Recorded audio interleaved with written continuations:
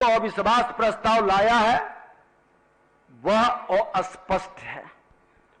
9 माननीय सदस्यों का पत्र मिला, जिसमें से 8 लोगों का प्रस्ताव नियमानुकूल प्रतीत नहीं होता है।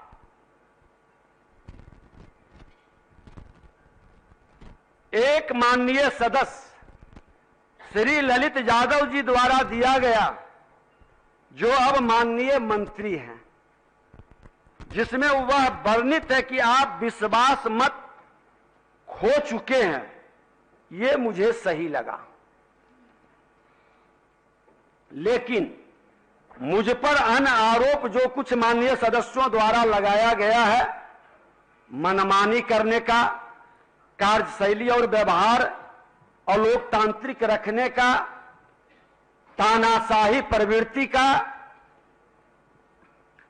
माननीय सदस्य खासकर श्री चंद्रशेखर जी जो अब माननीय शिक्षा मंत्री हैं, उन्होंने कहा कि मुझसे गौरवशाली परंपरा शर्मसार हुआ।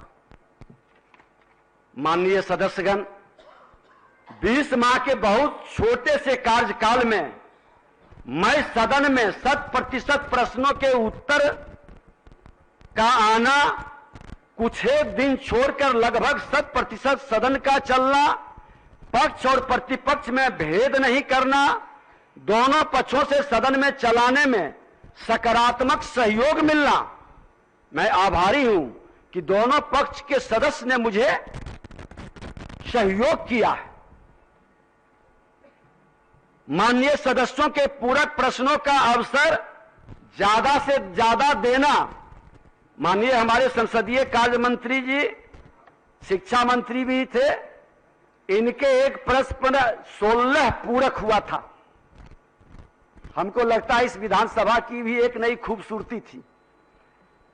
शून्यकाल की संख्या बढ़ाकर लेना, सदन को डिजिटल प्लेटफॉर्म से जोड़ना, सदन की कार्यवाही को यूट्यूब लाइव करना, इसे सुदूर गांव तक पहुंचाना, माननीय सदस्यों उनके पीए को डिजिटल वातावरण से जोड़कर उसका लाभ पहुंचाने का कार्य करना, माननीय सदस्यों के मान सम्मान के लिए अभ्यावेदन प्रोटोकॉल समिति का गठन करना, विभागों के द्वारा गलत उत्तर आने पर संबंधित विभागों से स्पष्टीकरण लेना, क्या ये तानाशाही प्रवृत्ति है?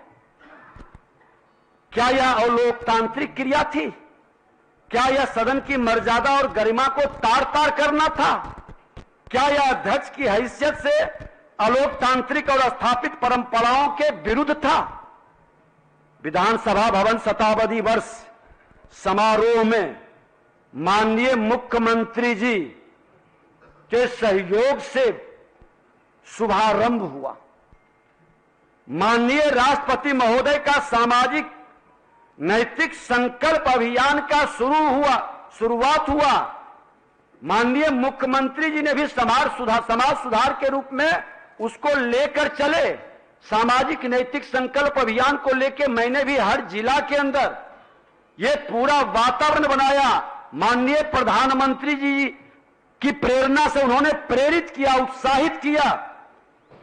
विधानसभा परिसर में शताब्दी स्मृति स्तंभ की आधारशिला रखना, बोधि वृक्ष के शिशु पौधे का रोपण, 17वीं विधानसभा के माननीय सदस्यों का लोकसभा के माननीय अध्यक्ष श्री ओम बिरला जी का मार्गदर्शन मिलना, देश के आजादी के बाद पहली बार देश के माननीय प्रधानमंत्री श्री नरेंद्र मोदी जी का विधानसभा परिसर में आना और लोकसभा का इसके सेंट्रल हॉल में लगे बिहार के प्रतीक चिन्ह को दर्शाते हुए ऐतिहासिक शताब्दी स्मृति स्तंभ का लोकार्पण करना, बिहार विधानसभा के 100 वर्षों के सफरनामा से संबंधित विधानसभा संग्रहालय का शिलान्यास, विधानसभा के अतिथियों के लिए अत्याधुनिक गेस्ट हाउस का शिलान्यास, प्रधानमंत्री जी के कर कमलों से कराना, शताब्दी औषधीय उद्यान में उनके कर कमलों से कल्पतरु पौधों का रोपण कर एक सकारात्मक ऊर्जा संचार के लिए